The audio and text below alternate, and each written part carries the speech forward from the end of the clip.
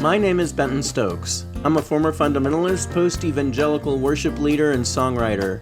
I enjoy wry Manhattans, roller coasters, and road trips, just not all at the same time. I'm Elane O'Rourke, and I'm a teacher, an author, and a spiritual coach. I was a philosophy professor and a liberal pastor in a couple of former lives, and these days, I love aha moments and not-so-dry martinis. We have conversations about life and God with a queer perspective, over cocktails, like you. This is Cocktail Theology. So we're venturing into tiki territory today. Very exciting. Tiki territory today? Yeah. Did you Is like that like a magazine or something? It should be if it isn't. All right, so what is this? It looks like iced tea. Well, first of all, I have to say that my son and his fiance were in town this last weekend. And we went up to San Francisco and went to a legendary tiki bar called Smuggler's Cove. Yes, I've heard of it. And so I found a recipe from Smuggler's Cove. You did? I did. So this is not a rum drink. It is a gin drink. Okay, no. But gin does show up in some tiki drinks, like the Singapore Sling and the Suffering Bastard both have gin. Sure. This is a complicated drink. Okay. There's a lot of ingredients. I haven't tasted it yet. Okay. Let's give it a try. All right. I'm going to stir it so first of all, for those of you who don't see this, like everybody, so it's in a Collins glass, it's got ice, and it's got a little sparkle. And it's got a straw. It has a straw. That's good. Is there pineapple juice in it? No. Really? Not a bit. Okay, so what am I drinking? Wow, that's really good. It's very good. Okay, so it's the gin that you had in the bar, the Irish gin. Bohane, or however you pronounce it. Okay. Cherry herring. Okay, that's that. Okay, I'm getting that. Our friend a Benedictine. Really? Okay. Lemon juice. Yeah. Some Demerara syrup that you made for me. Okay. Angostura bitters, orange bitters, club soda. I would never have guessed it. It must be the combination of the cherry herring and the lemon juice that's giving me pineapple. I guess. That's so bizarre. I'm not getting gin at all. It's funny. Yeah, and it's not too bubbly. I was a little afraid of the bubbles. Yeah. Well, it didn't really ask for a whole lot of soda. No. I think when you're doing one of those drinks correctly, that isn't supposed to be a bubbly drink per se, but like a mojito. Right. All you're trying to do really is lighten the ingredients. I think that's it. I think if you add too. too much, then it isn't what it is, right? Yep. So all this is really done is just lighten the syrup. Yeah. That makes sense. Oh, this is very tasty. It's really good. Okay. So I did not have this when I went to Smuggler's Cove, although I did have a drink that was sort of their take on a Vucare, using rum instead of whiskey. And it was very tasty, but it wasn't a tiki drink at all. No, I'm sure. sure. Like it came out in a coupe glass, like it was. So did this come out in a tiki glass? This probably would have come out in a tiki glass. Okay, if somebody had ordered it. Okay. Although the picture only has like a Collins glass with a lemon slice. Okay. Remind me to tell you the story I have about tiki glasses someday. Okay. And about how we accidentally stole them. It was... That's got to be really bad luck, right? If you steal tiki glass. Yeah, well, it kind of sends you back to one of those Brady Bunch episodes where they're wearing the little tiki around their necks and falling. I don't know. Anyway, so what are we talking about today? All right. Well, today we are talking about Antichrist. What does that mean? What is Antichrist? Can I just stay with like Brady Bunch and then we can go drink some more? No? Okay. I admit I watched the Brady Bunch a lot when I was a kid, but I never really actually liked the Brady. I mean, it's like so funny, you know. Anyway, that's a whole other episode. All right, so why are we talking about Antichrist? So Peter Thiel, the billionaire, co-founder of PayPal and other things,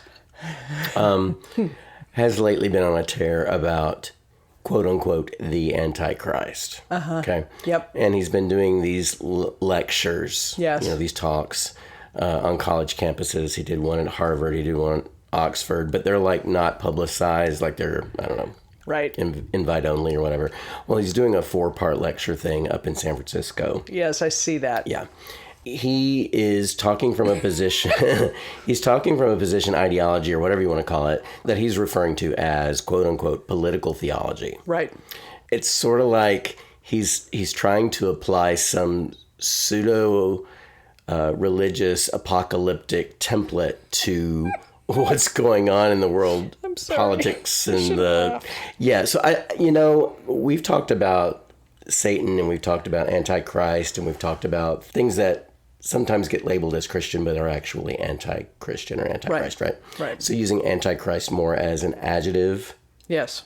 So we've done that on the program before, but I thought that it would be good to sort of revisit this because the Antichrist, in big O scare quotes, is what he's talking about, and it's showing up in conversations on the right as figures on the right continue to try and demonize people on the left.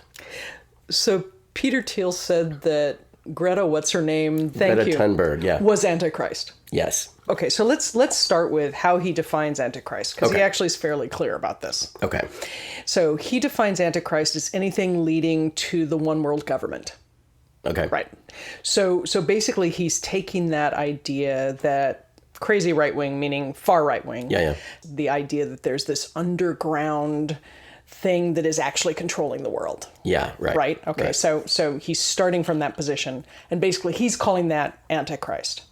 Okay. Now, he doesn't mean it, up until recently, he didn't mean it as anti-Christ because he didn't care about Christ. The Christ part, yeah. Okay, so he called it Antichrist as a reference that everybody would understand. So it has that apocalyptic feeling to it. Well, it's such a buzzword to It's those such people, a buzzword, right? But that's what he means when he says it. Okay.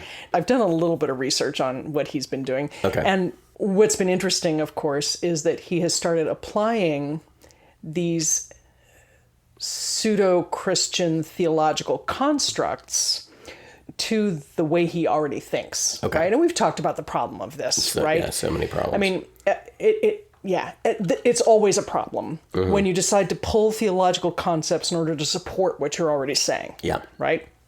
So there's that challenge, okay?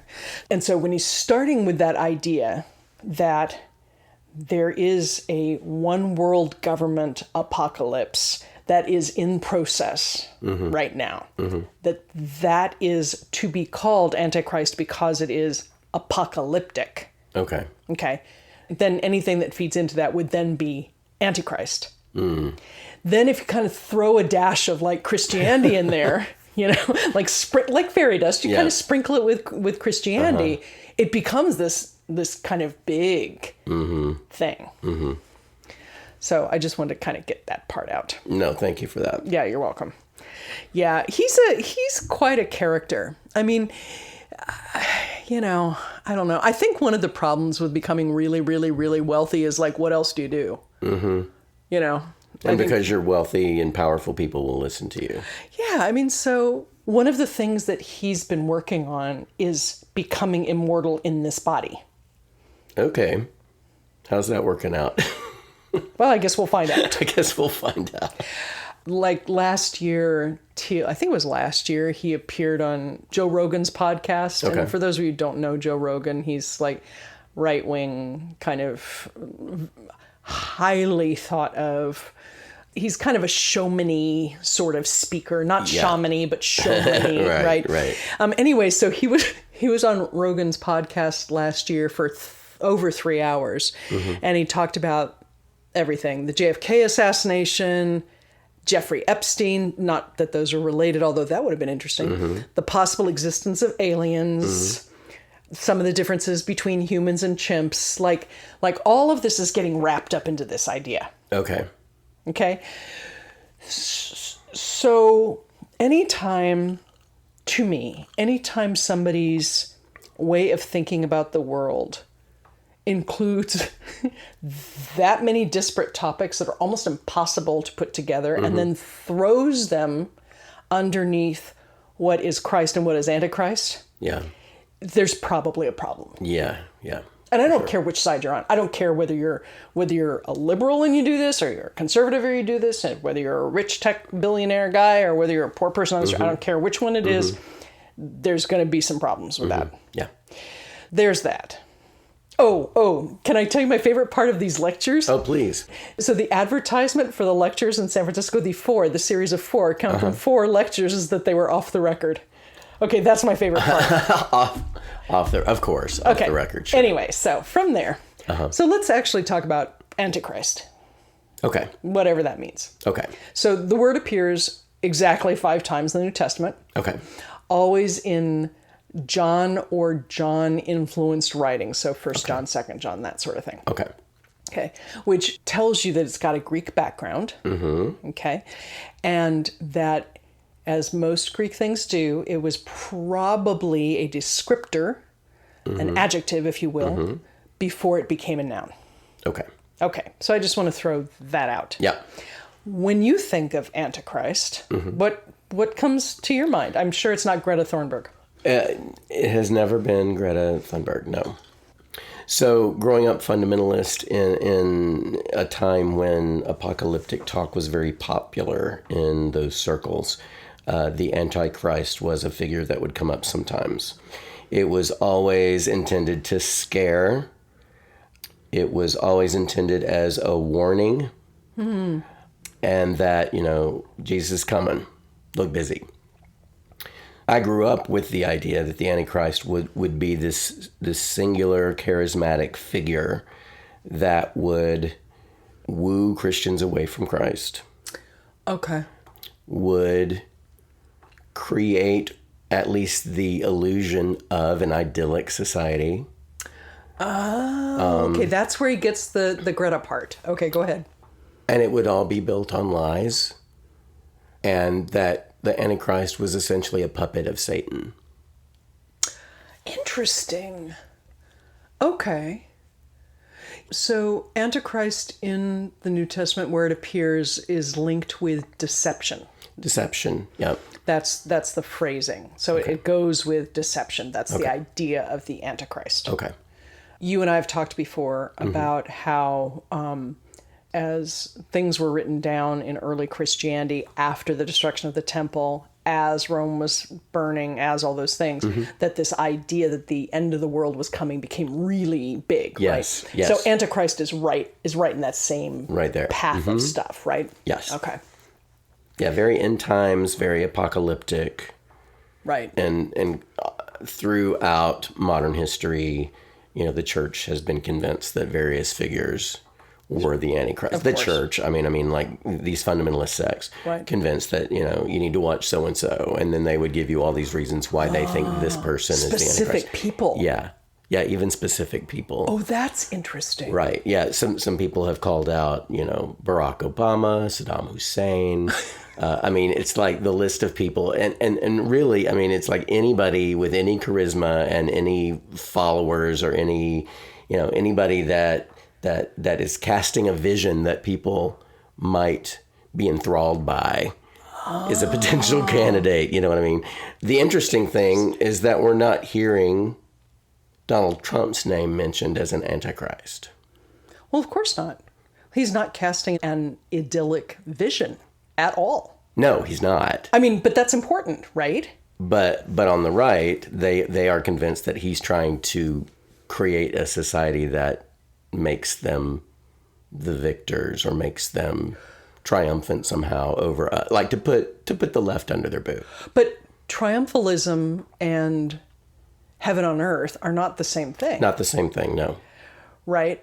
I think that was really helpful. Thank you. Sure. So I'm thinking, okay, let's pick Greta again. If the concern about climate change is part of the apocalypse. Oh, this is so interesting. Okay.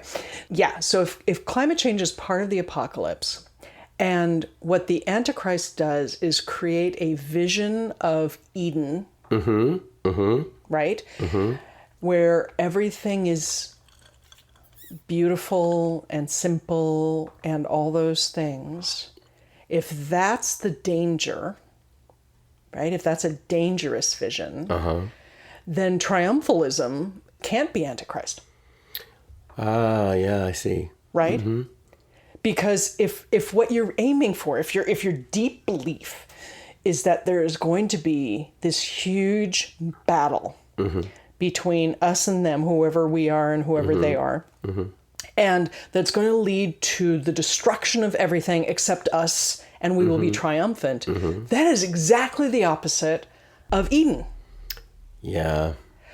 Oh, and actually that feeds into why it's so easy to call liberals, I'm using that really kind of in a very broad sense, liberals Antichrist, right?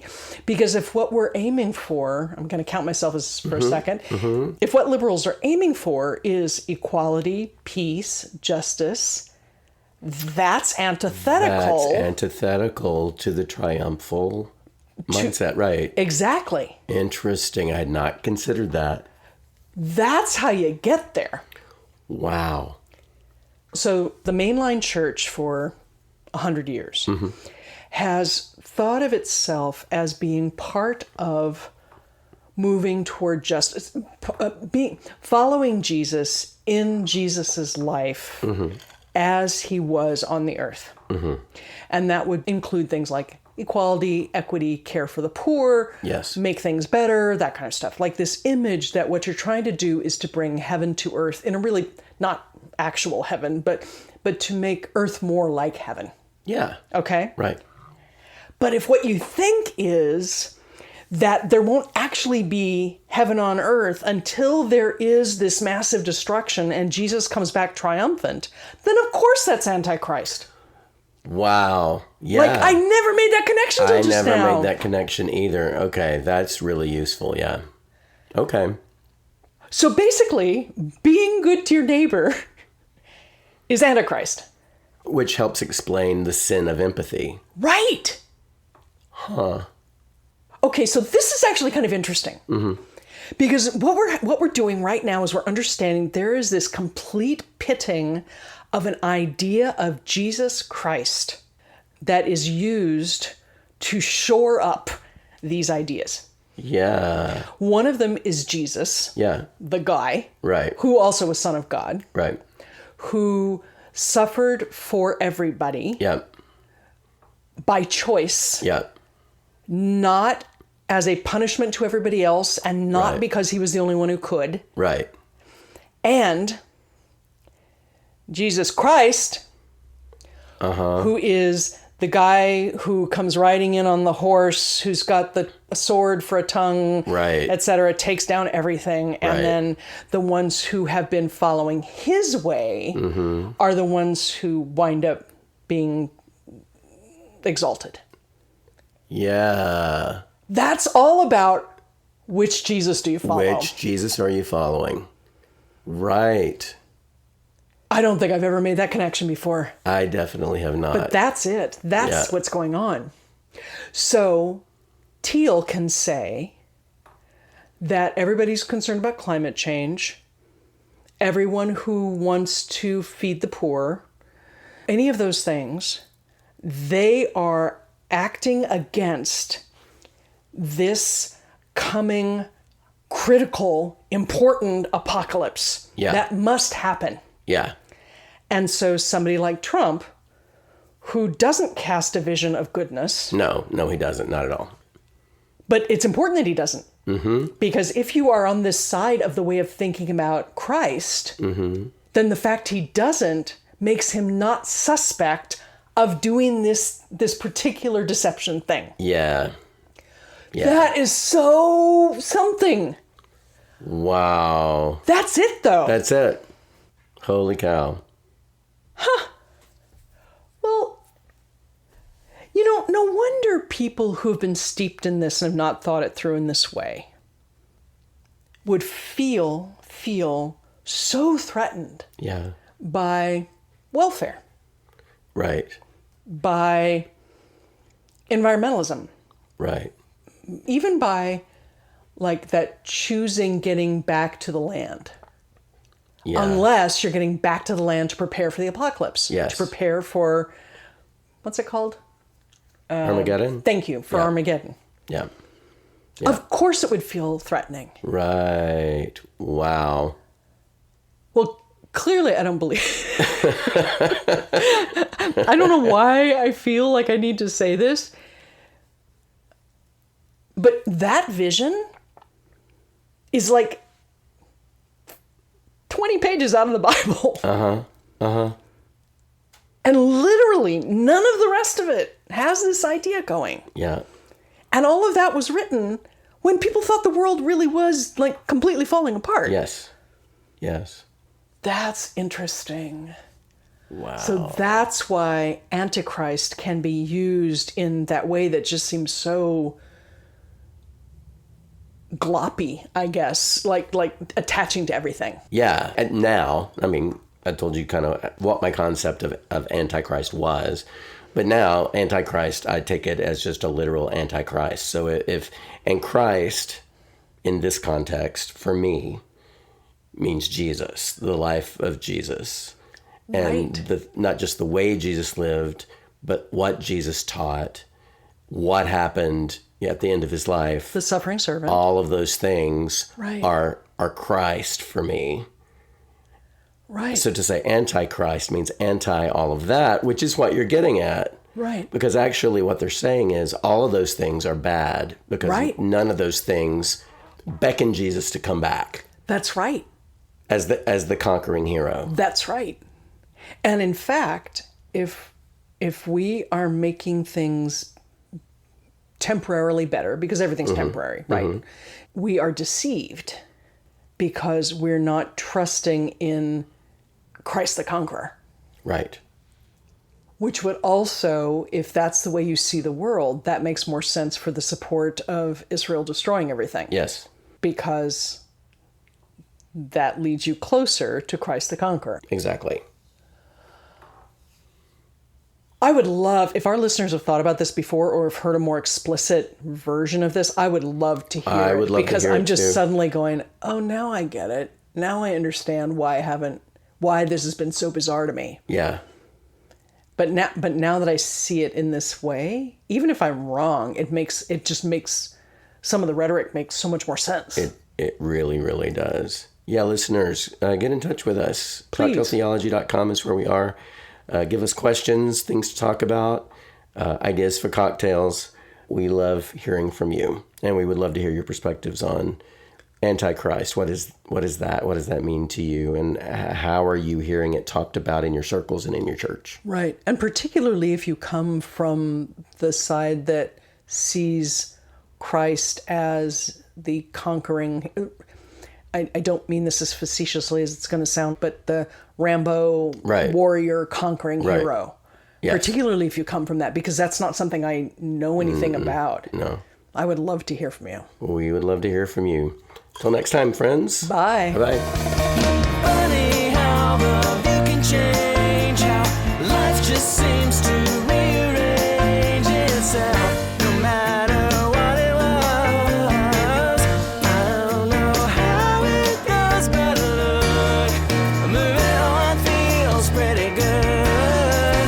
Moving on feels pretty good. If you enjoyed this episode, please give us a like and hit subscribe wherever you're listening right now. We welcome your comments, questions, and ideas for conversations and for cocktails. Please get in touch with us at our website, cocktailtheology.com. Cocktail Theology is a production of SFS. Our theme song is Moving On Feels Pretty Good, recorded by yours truly, Benton Stokes. You can find my music wherever you stream your favorite artists. Join us next Thursday for another new episode.